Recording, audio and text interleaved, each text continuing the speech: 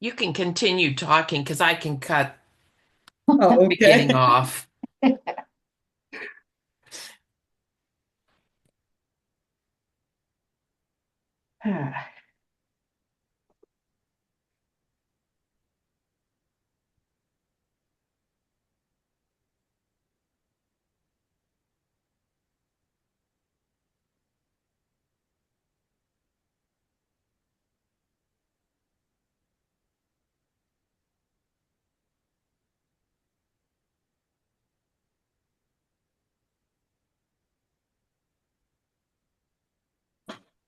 Well, then my question is, since today is May Day, did any of you teach and have a maypole in your school? I always think that seems so neat to have the ribbons going around the maypole. I Hmm. didn't teach elementary, so I guess we probably never would have, and I didn't do it in school because my little school probably didn't even know it existed. Many years ago, Sandy, we did it at my elementary school. Now, you have to remember we only had K1 and 2. Now, we had a lot of fun, but I wish you had seen that maypole when that dance was. I would have liked to have. I was surprised there were not children tied up in it, but we did have a good time. We had a big celebration. We were in a little school that's torn down now. It was out in the country. Um, it had been built in 1890. The school Oh, district didn't want to keep it open, but they couldn't close it because they had no place to put the kids, and nobody ever bothered us. The only time they ever came out to visit us was for kindergarten registration. So we pretty oh, much did whatever we wanted. And we took the whole afternoon but all that was just too funny watching those kids. So, thank you. There were early years when I did that with my kindergartners, but then it got to be so difficult because the structure changed over time and you couldn't spend all that time doing something fun, even with kindergartners. Right. see, we could, Judy, because we were out in the country and nobody ever checked on us. And as long as our test scores were good, they didn't care. So Nice. we had lots of fun. One day, the superintendent came and it was about 1:30. We didn't get out till 4. So afternoon recess was at about a quarter of 3. And he came in and he said, "What are all the kids doing outside?" And I said, "It's a really pretty day." And I said, "We teachers are taking turns 15 minutes on recess duty, and we told the kids as long as they played well and didn't get in trouble, they could stay out and play." And he was okay with it, but Wow. yeah. See, we didn't have automatic bells. We Mhm. had bells you had to pull, so you could leave them out there as long or as short as needed. So, Huh. Well, ladies, I think we're ready to begin. So, without further ado, let me introduce to you our speaker of the evening. He is the principal of Northland High School in Columbus City Schools, and he's also a mentor to many of his students. And he goes the extra mile for also his teachers, and he fosters the atmosphere of support and caring for each of the members of his staff. In addition to that, he also spent some of part of his time working on his dissertation. And while he was doing that, he worked during his dissertation to equip high school students with the knowledge and the skills needed for college success. And he wanted to do this during his dissertation because he felt that secondary school leaders needed to consider how and what was needed for learning career skills and habits during this ever-changing global economy. He also wanted to equip school leaders during the career and technical educational programs of study. Now, tonight we're going to hear Dr. Johnson share some of the approaches and principles that he used while he was working on his dissertation. And we're going to see and hear some of the evaluation processes that he used and hear about some of the outcomes that he provided some of the high school administrators that were used to meet the needs of the students, as well as the expectations for the industries for the career and technical programs of study. Now, Dr. Jason Johnson is married to a very beautiful lady, and together they have two wonderful, handsome sons. I consider Dr. Johnson to be a very special colleague of mine. But not only is he a special colleague, but I consider an honor to call him a friend. Let's receive Dr. Johnson now with a special, warm OSO welcome. Thank you so much. Thank you, President McGee. Can you hear me okay? Awesome. It is such a privilege and honor for me to join you tonight and have the opportunity to learn with you and to share with you some of my experiences as a high school administrator here in the state of Ohio. My journey began back in a small town. You were talking about small towns. In a small town called Inkster, Michigan, is where my roots began. Um, it's a small little city not far from Dearborn, Michigan, where we know Henry Ford is from.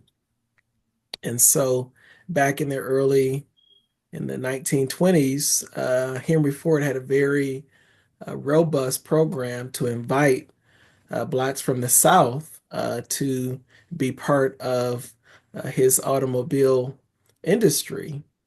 But at that time, Blacks could not live in the city of Dearborn. And so he asked his good buddy, Robert E. Inkster, to create a village neighboring the city of Dearborn. And that's where my grandfather and many of my uncles migrated from the South up to the North and helped to create a very strong foundation for generations. And so I left Inkster, Michigan, and I went to Richmond, Virginia to attend Virginia Union University, a small historically Black college in Richmond, Virginia. And while I was there, I thought I was going to be a sociology major. And the department chair said, well, you really should think about becoming a teacher because you'll be able to get a job after you graduate. And so she encouraged me to check out the education department, which was just one floor below where the sociology department was. And I fell in love with the leaders of the teacher education department there.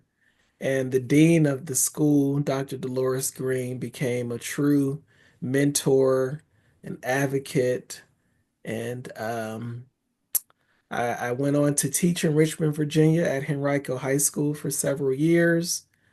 I met the love of my life, and then I followed her to New York, and I was a teacher in Brooklyn, New York at the Brooklyn School for Music and Theater. Originally, it was the Prospect Heights High School, and during that time, it was going through a transformation where they were downsizing or resizing the large comprehensive high schools with the Bill and Melinda Gates Foundation and installing smaller program-based type of high schools. And so I was fortunate to be an English teacher at the Brooklyn School for Music and Theater. I had no background in music or theater besides what I did in my church growing up. But I had a wonderful experience serving as an English teacher at the Brooklyn School for Music and Theater. And, young, without kids, living in the big city, never thought I would live in Brooklyn, New York, coming all the way from Inkster, Michigan. But I had a wonderful experience there. And one of the best parts of being a teacher at the Brooklyn School for Music and Theater is that we were connected to many of the Broadway shows that were right there on 42nd Street. And so we would get free tickets. And I thought I was doing something major, taking my fiance out to a show. But if it was free because I was a teacher at the Brooklyn School for Music and Theater. Had a wonderful experience there in Brooklyn. And then we decided that we did not want to raise our children, dragging the strollers through the New York City subway system. So we chose to relocate to Columbus, Ohio, which is her home. And it's just 3 hours from Inkster. And so that was the great compromise. And so we've been here now um, 17 years here in Columbus, Ohio. Since my time being in Columbus, I've only been at two high schools. West High School, where I had first served as the assistant principal for 4 years, and then I was promoted to the principal there for 3 years. And now I'm at Northland High School, home of the Vikings, and this is my 10th year serving as the principal there. And I guess I love school so much, I just never left. I mean, is that what we do as educators? We Yeah. have such great experiences, and we want other generations, younger generations, to experience the joy and the blessing and the thrill of what it means to have an education and the value of it.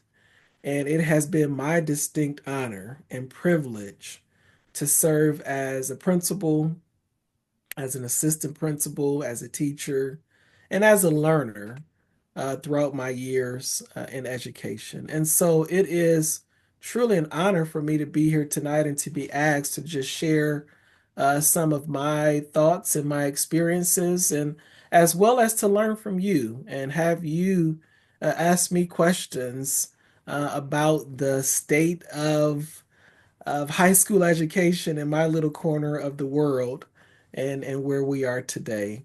Um, President McGee, if you like for me to just continue the track that I'm on, or if there are some guiding questions or things that you would like for me to be sure to cover during our time together, I'll just pause right here and just kind of see if there are any initial thoughts or questions.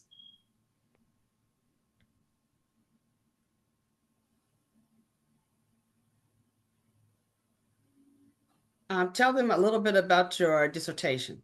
Absolutely. Yes. And so I started my doctoral journey at Ohio University. Oh, the year had to be like 2009 is actually when I started. And I finished all of my coursework, and then I became a principal and a father, and everything stopped. So I was ABD for several years, and it was during the pandemic where the clouds parted, and I heard a voice from heaven saying, "If you don't do it now, don't ask me again." We had all that extra time, school was closed, and no baseball games, no basketball games. It was my opportunity to finish what I started. And as I reflect on that, I don't know if that was a voice from above or a voice from across the room, because my wife really wanted me to finish this dissertation. So she probably was speaking to the man upstairs, and he said, "This is your time." And so um, I readmitted into the university in 2020, the end of 2020, going into 2021, and I was able to successfully defend and complete my dissertation in July of 2022.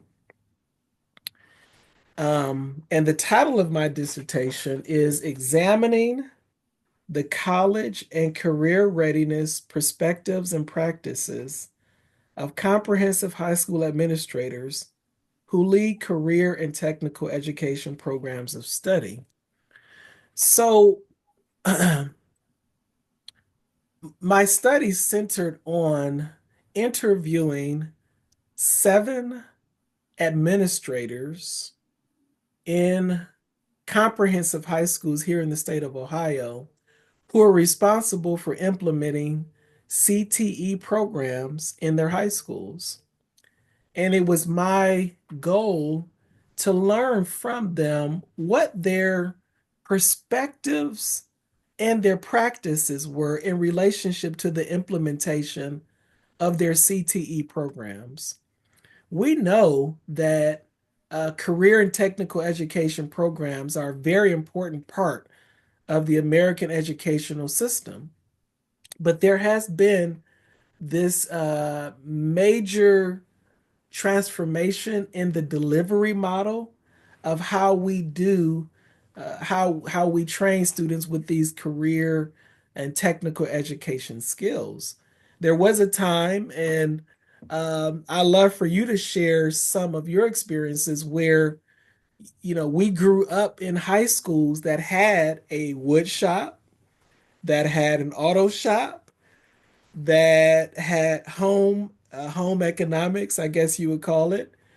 And I was a product of that even myself. I went to a middle school where we had all those things, in a high school where we had even like a lab um, for photography, where we actually learned the actual skills with wood shop and auto shop. And but then we went through this time in American history where we decided that those types of skills should no longer be embedded in comprehensive high schools, that we should shift them into what's called career centers. And the students from all over the county or city would go to this centralized location to receive those skills. And so we had this large group of students who were no longer having access to those trades. And the reality here in 2025 is that even though we have Fred Jr., there's still a gap in the human beings that have the skills needed to repair Fred Jr. when when he breaks down. And there's this large gap. And so my study was centered on learning from those high school administrators that have advocated and pushed to have CTE programs still in their high schools.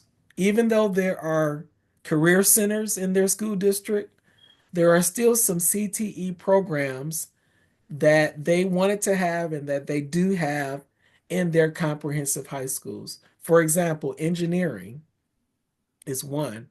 And so I interviewed an administrator, and their high school has a robust engineering program. And so, the students learn the basics of engineering in year one. And then in year two, they take a robotics class where the robotic arm that moves around and you see on the assembly line, they learn how to program those. And then they take a digital electronics class their third year, where they learn circuitry.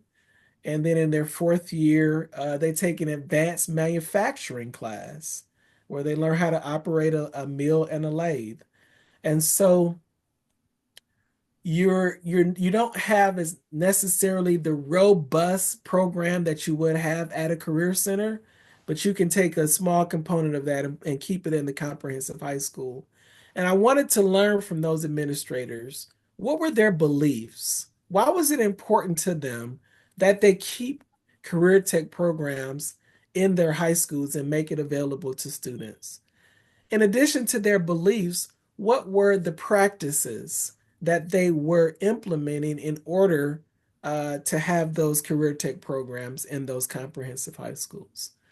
And so I just like to pause there and hear a little bit from you.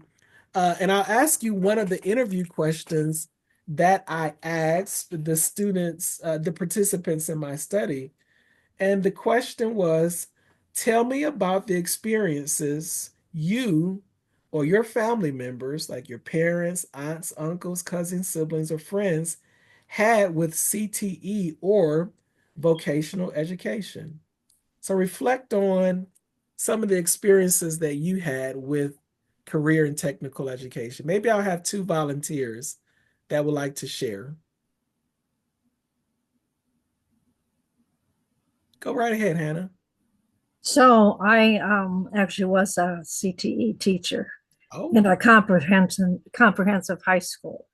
And I had the early childhood program. And we were a satellite program for a career center around.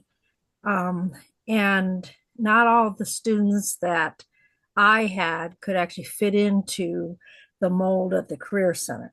They were all good students, but maybe some of them were challenging. So they gave them to me.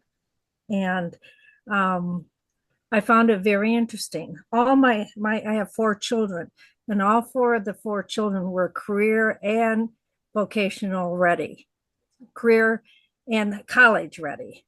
So in a comprehensive high school, you can actually do that. You can have them go both ways. So absolutely. Absolutely. And that's one of the things that a lot of the administrators talked about. When you centralize the career tech programs, you miss out on a lot of students who don't want to leave the comprehensive high school. They want to stay with their friends. They want to stay where the activities are, where the sports are taking place. And so you miss out on this large group of students who otherwise would greatly benefit from a career tech program, but don't want to leave their comprehensive high school. Is there another person that would like to share?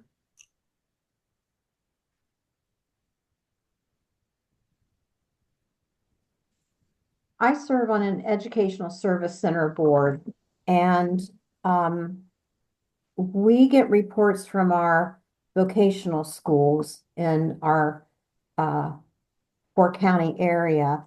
And right now, our vocational schools, most all of the programs are full, and some of them have a waiting list, and they are adding to that. So I'm wondering the if the idea of leaving your school is getting easier, or if there's a difference in the schools. You're in an urban area, I'm in a rural area. And we just have seen great growth in that area. And the other part of that is the connections we've made with businesses in these communities that have helped with our vocational programs. Now, because of the state, we brought all of the ag education back to our schools, and what would formerly would have been called home ec. That's all back in our regular school, our typical schools now. So, I'm wondering, is the idea of the whole technology and career education changing? Yeah, that's a really good point. The advancement of technology is making it easier to bring some of the career tech programs back to the comprehensive high schools. Okay. The way that technology is becoming smaller and smaller and smaller, there's so much that you can do even with just a cell phone Mhm. that you could not do 15 years ago or 20 years ago. And so where there was this effort or need to centralize and to get all of this big equipment in one place, Now, with technology and the advancement of it, much of the equipment that's needed for some of the career tech programs can be brought into spaces that can be converted within an existing comprehensive high school. Okay. Dr. Johnson, Yes. what about driver's ed? Yeah, well, in my high school, we don't have driver's ed, and I think that I took driver's ed from a teacher in my high school. I don't know why it's no longer there. I think that after No Child Left Behind and the state testing, there were a lot of life skills based courses that were eliminated from our comprehensive high school curriculum. And it's incumbent upon us to really advocate that some of that comes back.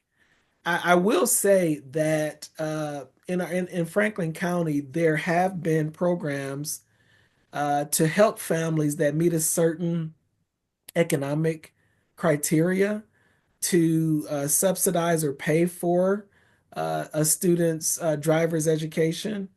But it is not something that is embedded in the high school. Um, but students who do have a driver's license, interestingly enough, when we talk about these career pathways, there's like certain credits that you can earn toward an industry credential in a particular area.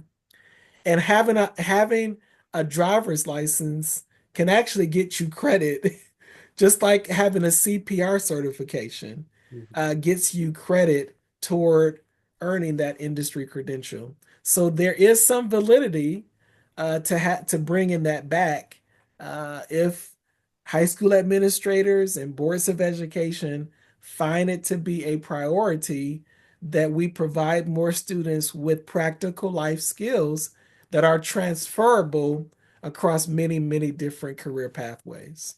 Well, I will tell you this, whoever did my driver's ed class, God love him, because I terrorized that poor man to death. I just gave him, I know, either a stroke or a heart attack because I did not do well with my drivers. And now I passed it with a B plus, but I made that poor man. I think I bumped into the Dairy Queen sign so much until I think I terrorized that poor man to death. So I was not a very good driver. I tell you that.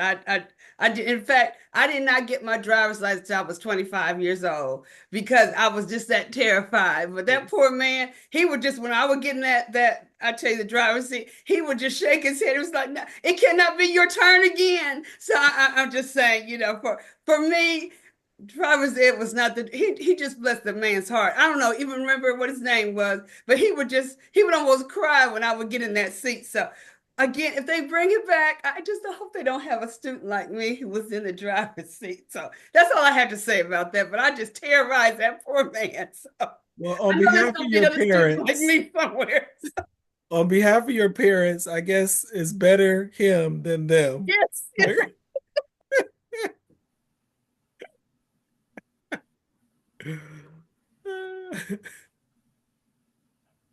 And so, yes, go right ahead, Michelle.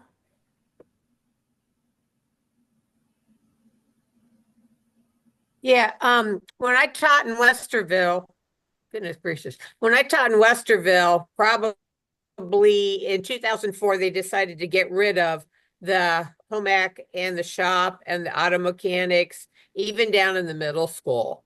And the sad part, we always found about to the point where they sold the equipment. They sold like the woodworking planing equipment. They remodeled all the rooms that have been used for those into other types of classrooms because they felt that, at least in Westerville, that we wanted all our kids to be going to college kind of thing. And there was this emphasis on that you have to get your college degree. And I remember the home ec teacher from middle school being upset because she goes, that's where we taught kids how to set budgets. That's how we taught them how to do common sense, keep a checkbook, understand how to do some basic repairs and everything like that. And so now it's a point where because they remodeled and sold everything, the financial ability for them to actually go back and add some of those to the schools are kind of prohibitive. But they're finding out now that you've got people in the trades that there's a high need for them. And so it's a shame that unless the kids go into the joint vocational school trainings and things like that, they're kind of putting themselves at a disservice, even for common people to sit there and say, okay, I need to change, an electrical outlet. And they didn't even have to do that. So it's kind of a shame where we've cheated our kids in our society on having them be totally well-rounded, where it's like you've got your book smarts and you've got your other parts, but you've also got the ability to be competent within the home life and be able to do things. So I don't know if Columbus ran into that too, but it was a sad day when Westerville got rid of all of the trades and everything like that. So Yeah, and one of the challenges we're having now, even with the career centers, like the centralized vocational centers, is that people that are in the industry who want to work with students in those trades, the salaries that we have for those people don't compare to the salaries that they make in their fields.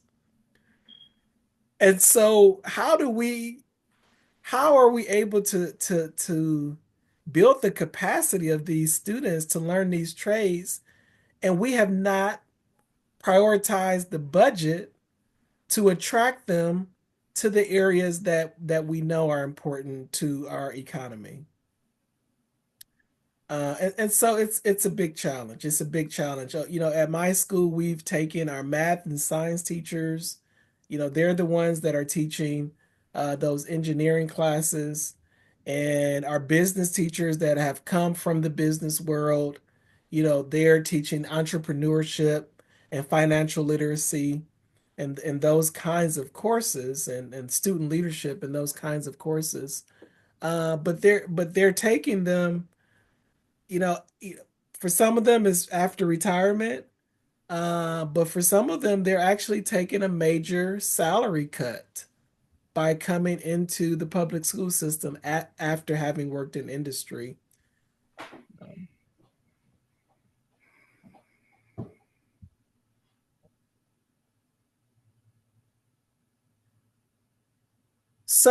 Um, my study, there were three.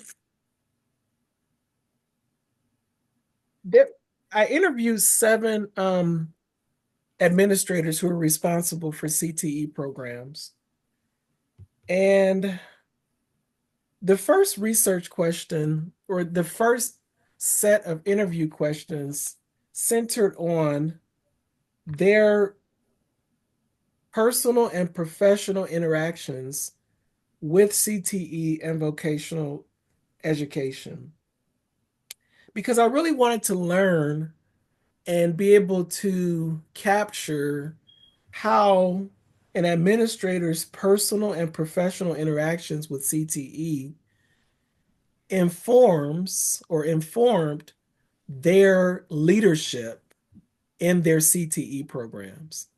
Because for someone like Hannah or Norman or Michelle that have this personal experience with CTE, they're going to advocate and fight and be creative and keep knocking on doors and reaching out to industry partners to get the resources that they need for their students.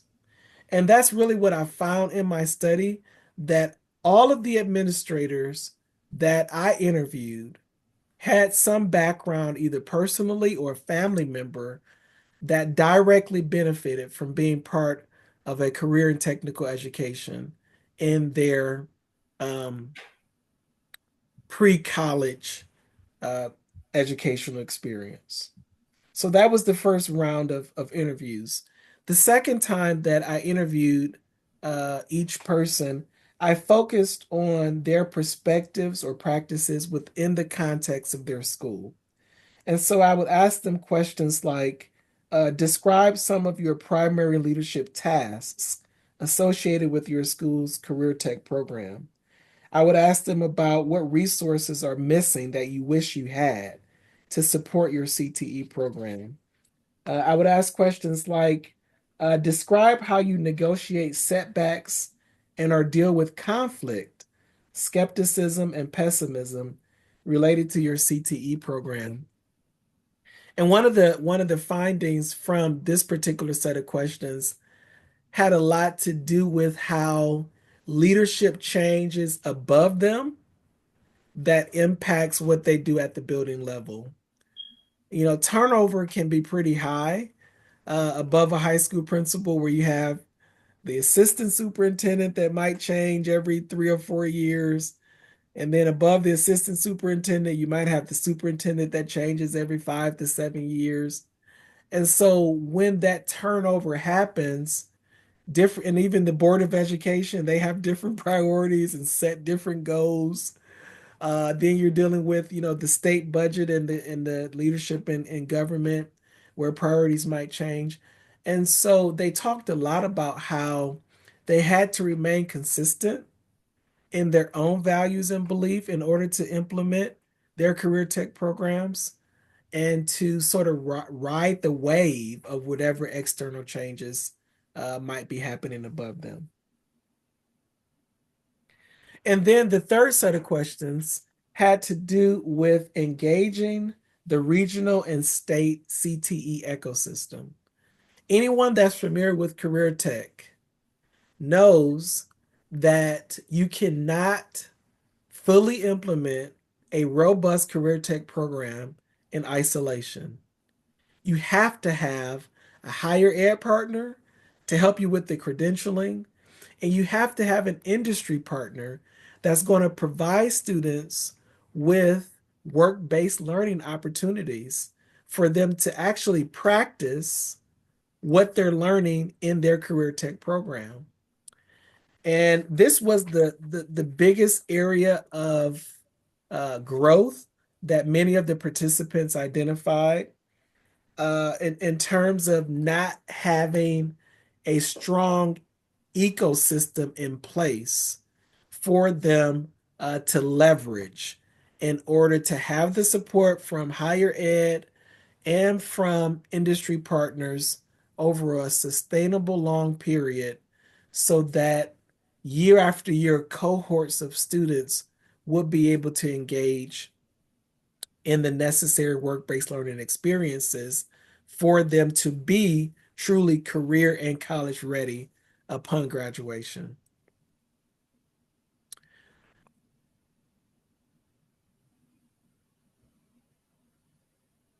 So here are some of the major themes that emerged from my study after having interviewed these 7 administrators and in these 3 different areas that I just described.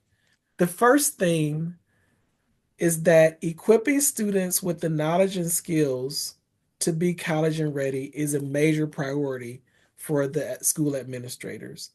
That they didn't want to just focus on being college ready. They wanted to ensure that students had the knowledge and skills to be both college and career ready. Right.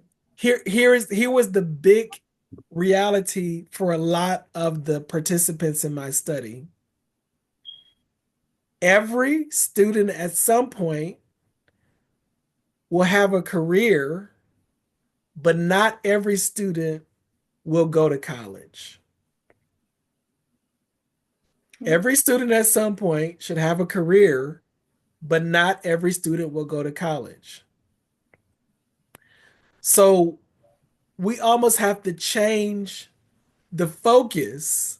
If every student is going to have a career, then shouldn't our focus be on career readiness in addition to college readiness?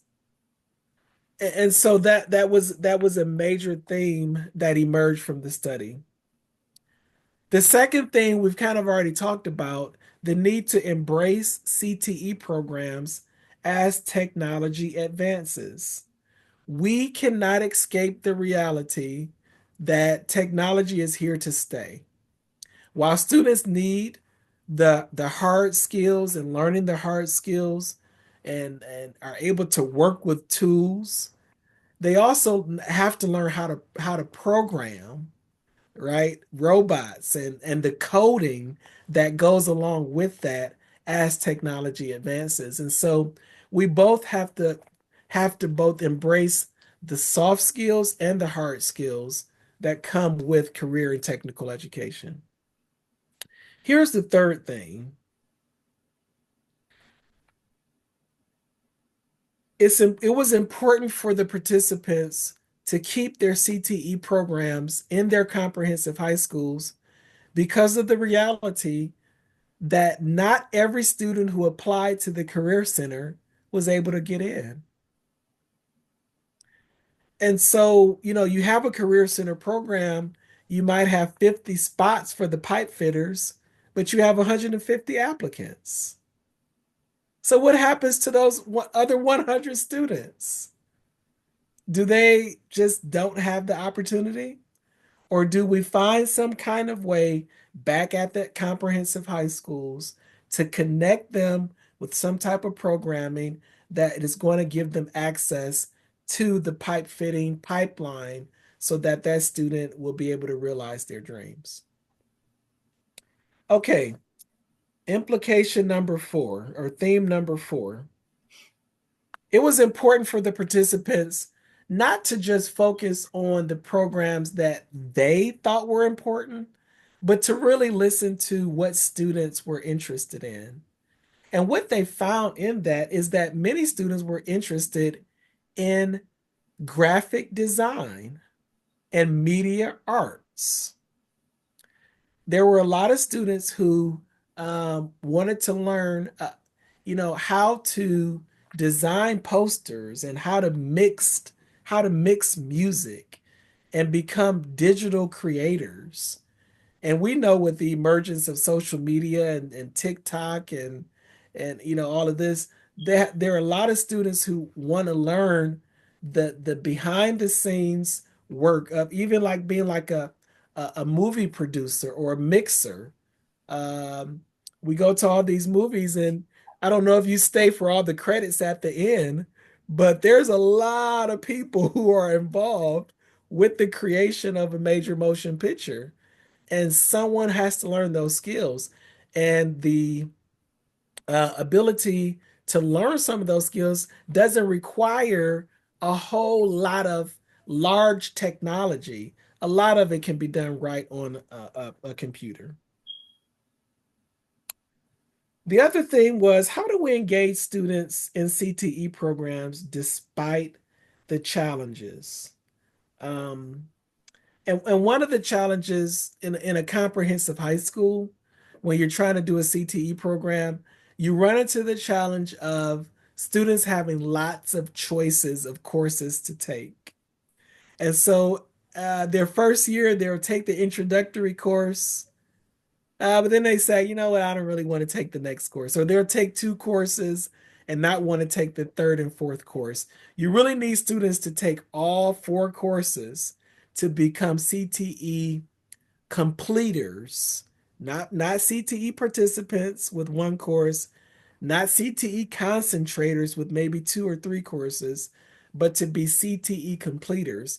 Because when you become a completer, you then have the certification, you have the credential, you are then on that pathway with those other other students in the Career Center programs who have that higher um, percentage of going into the actual industry and making more money as you progress into your field. So that was one of the themes that emerged about how do you overcome those challenges, and that's described in my dissertation. Theme number 6 had to do with how do you support staff and repurpose space with resiliency and creativity. And you touched on this already, Michelle, when you talked about them revamping the spaces in Westerville. And so as we try to bring back some of the career tech programs, you know, in our school, what used to be the metal shop, and then at one point it became an art class. Now we've converted it back to the engineering lab. And so school administrators have to like be creative and think about how they can repurpose spaces to align with their career tech programs. And I just have three more, and then I'm going to stop to hear any questions, comments. Partnering with higher education and industry to provide post-secondary experiences. I can't speak enough about how necessary it is for schools to have partnerships with higher ed partners and industry partners, for them to have access to students and for students to have access to the workplace. That's when it becomes real. When students are at the facility doing the work with either a summer internship or after school internship or even during the week internship, and they're learning while they are in the program. And now here's another big aha for a lot of the participants. Believe it or not, a lot of high school students already have jobs. And we don't want to admit the reality that many of them are working. Now, it could be just at a McDonald's, Wendy's, or Burger King, but it is in a workplace with coworkers, earning a check, providing customer service, using their skills and resources to accomplish a task. But yet, we have not yet figured out how we can maximize the experience that they're getting in that workplace to translate it to their high school experience to say that, yes, they're both college and career ready. How do we translate those skills? Now, one way is we're using a thing called the Ohio Means Jobs. Some of you probably have heard of that. And students, by the time they graduate, are supposed to have a portfolio that they're able to identify. They have mentors that are able to identify how they've been able to articulate the skills that we have said are the skills and attitudes that we've said are important to have in the workplace. And many students across our state are using that Ohio Means Jobs application as a marker to say that they're ready for life after high school. Okay. Theme number 8 has to do with encouraging policymakers to interact with students to cause positive change. 2 or 3 of the participants said one of the best ways that they were able to get others to listen to them about their career tech program is to having their local policymakers come and visit their school to see what students were learning, to see how students were engaging in the career tech program and how it was making a difference in the lives of those young people. And that's how they were able to get some momentum. And then the last theme had to do with articulating CTE programs to central office leadership in order to improve student outcomes. All of the research says that students that are in career tech programs outperform their non-CTE peers. All the research says CTE students outperform their non-CTE peers. And it primarily has to do because these students have identified a purpose. They are driven by the application of their skills in real time. And the more that we can advocate and articulate to central office, Board of Education, local policymakers, that we have to get back to some of these fundamental life skills and help students. I'm not going to say get off their cell phones, but start to use their cell phones for something more practical than just social media. Learning the skills necessary to add value to our economy and to our global economy, because competition is real and we have to ensure that we're equipping this next generation to be able to lead with fidelity and integrity. There are things that your fathers, grandfathers, there are skills that they had. There are things that your mothers and your grandmothers knew and did and practiced and understood, that we have an obligation to pass that down to this next generation. They knew how to survive. And it is a passion for me to not let it be lost on my watch, so that students have every opportunity to learn with their hands and with their head what it takes to be successful in this global economy. So I truly thank you for this time for me to share what I'm passionate about.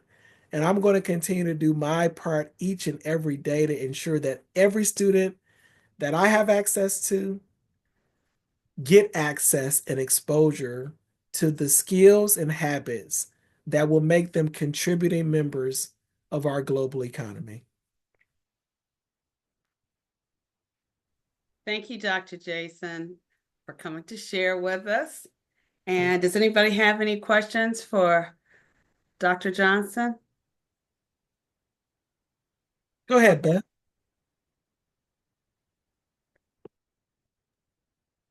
It's not really a question. I just want to show you my very special mug. Let's see.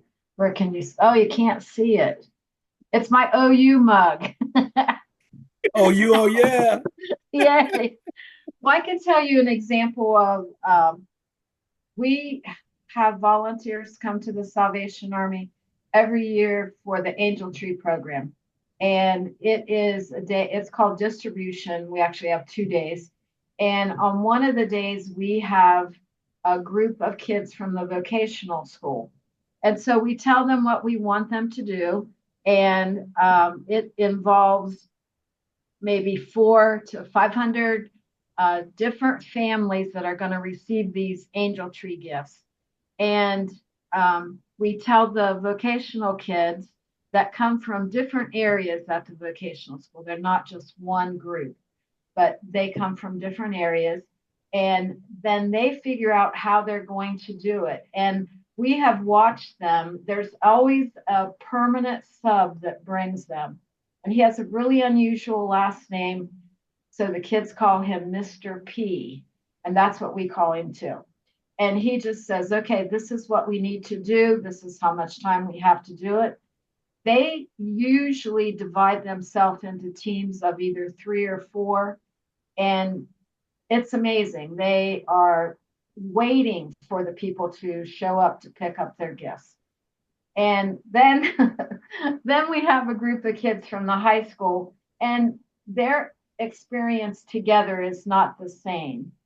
But we usually end up having to say, okay, what if you divide it up into groups? And then they have a hard time doing that. But I mean, they get the job done, but it's not just as orderly and timely as the vocational kids. And we love that group. And he has started bringing them also when we do Codes for Kids.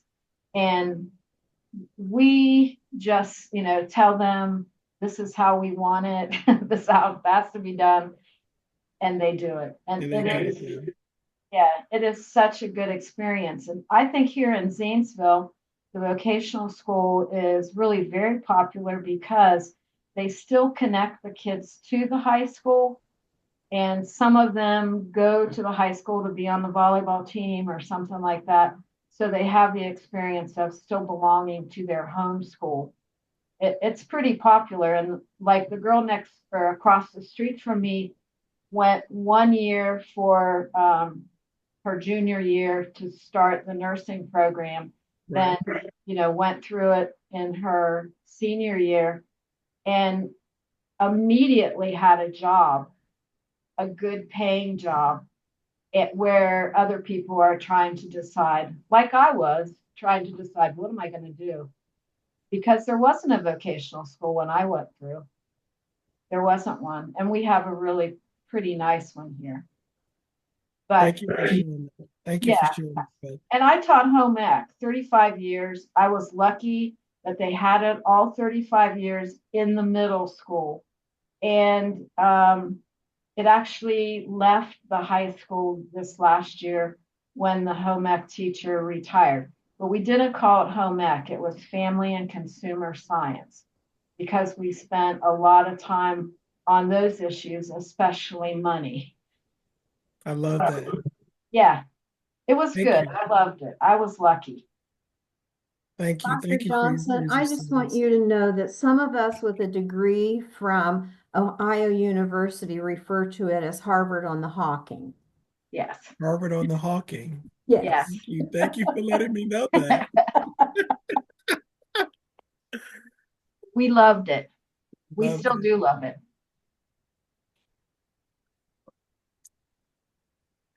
So may I present one challenge to you all, President McGee? Here's my challenge to you. As you come across young people, don't be afraid to ask them this question. What are your plans after high school? Now, the traditional question many, many years ago would have been, what college are you going to?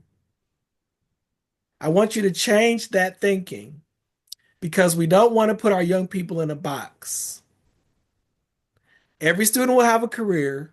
Not every student will go to college. And I'm not bashing college. The only reason I'm here is because I had a mom and dad who said, you will go to college. And I know the value of it. So I'm not anti-college. I am anti putting students in a box. And we can change it just by one small question. What are your plans after high school? And then listen to them. Share with them what you know. Help to guide them in a direction that they may not be thinking of.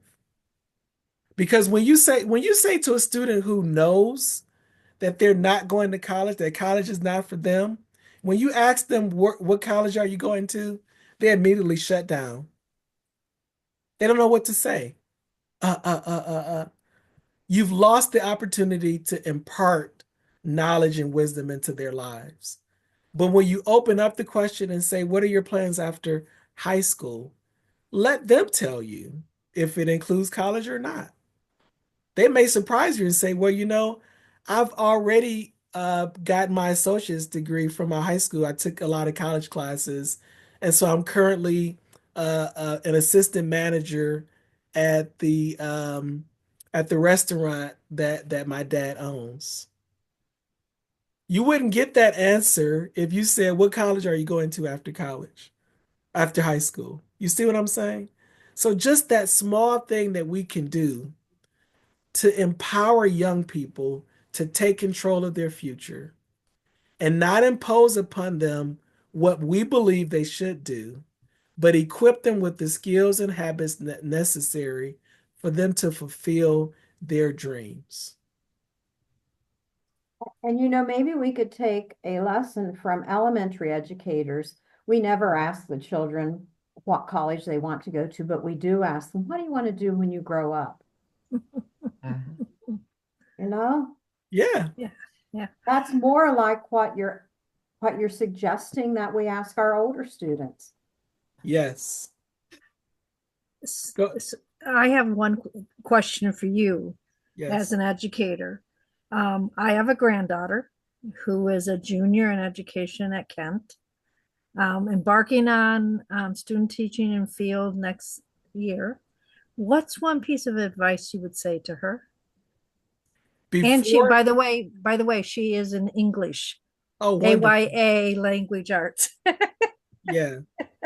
One thing I would say to her in terms of when she becomes an educator, in terms of working with young people today, is to get very comfortable with requiring them to disconnect from their phones while in her presence.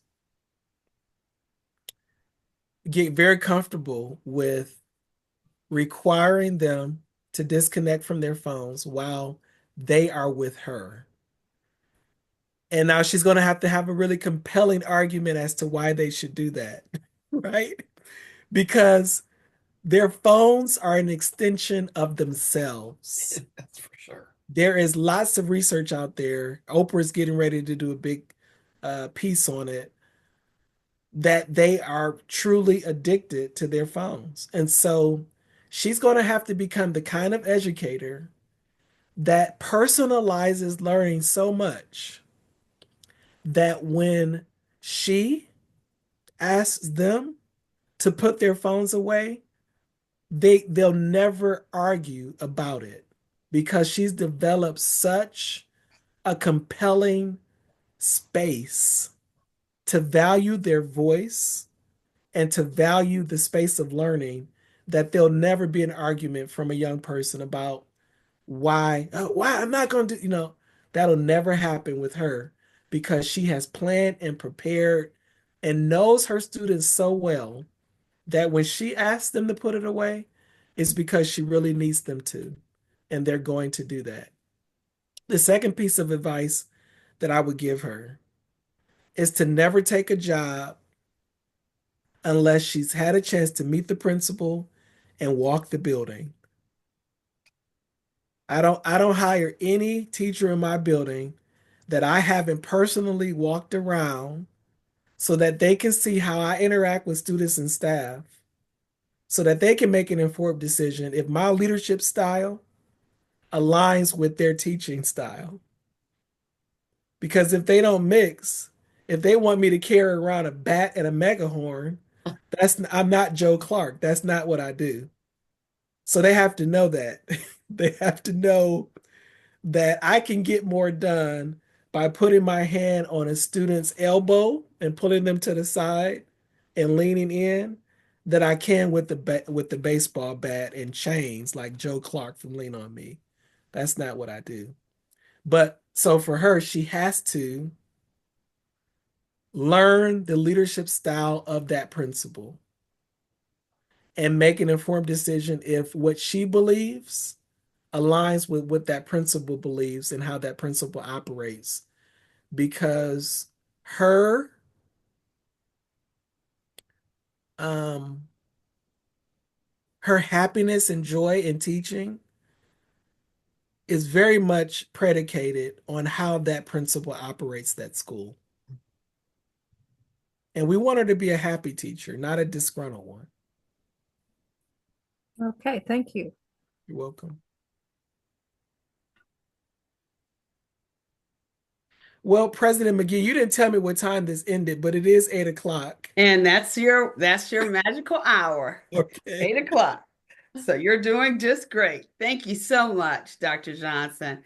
You have given us so much to think about, and we thank you so much for coming and taking the time out of your very busy schedule, because a principal has really very little time to sleep. So we thank you so much for taking the time to come and share with us. And we appreciate all the nuggets that you have given us. And let's show him our appreciation with our hands for coming. Thank you. Thank you. Thank you. Thank you. And you have ended our wonderful lifelong sessions, learning sessions for 2025. So we thank you for being our guest this evening. And ladies, I think that we are done for this evening. Kathy, are you ready to turn off our recording at this time? Yes. All right.